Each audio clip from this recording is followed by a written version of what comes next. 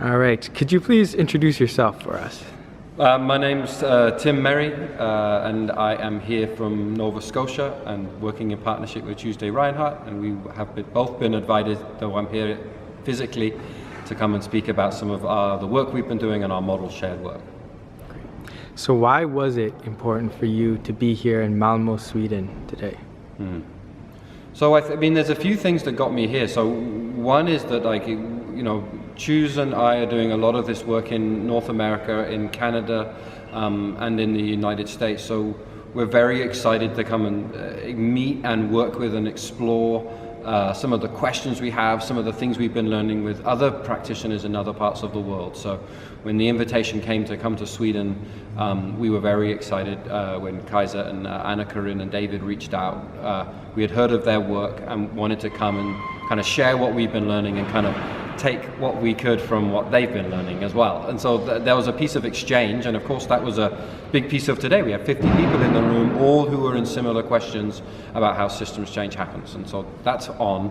And then the other piece is that we've been working on this model called shared work and wanting to develop it and sharpen it, and the best way to do that is to get it out of the room, out of the conversation between Choose and I, and into places where people can reflect on it and pull it. So I think we learn a lot from kind of like finding our language to teach it, and we learn a lot from the kind of responses we get to it. So I think those two things, getting the model out there, really testing it, and then engaging and working with other practitioners and people in the same field. Great. So maybe you can touch on some insights that you may have gotten from today from sharing that model or whatever else may have come to you. Yeah. Well, a couple of things were fascinating for me. One was this, so lots of insights, but two things that stick out, yeah? And so one is this fear that by building relationship among different people, we invite in corruption, right?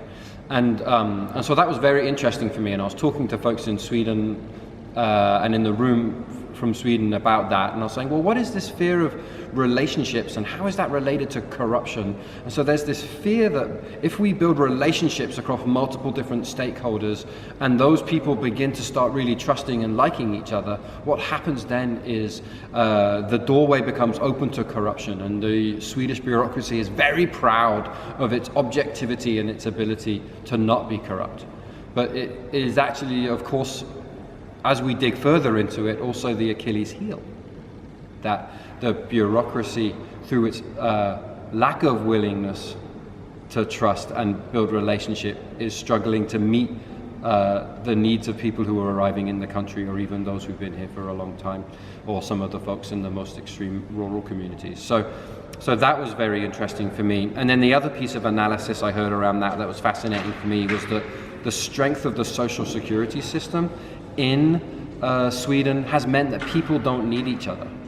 So the resistance to building relationship is actually to do with the fact that everybody is so well looked after that they don't actually need to build relationship across difference, because there's no need, there's no circumstance that demands it, because the system cares for people so much, And so there's some tension there between care and control, which I think is very interesting.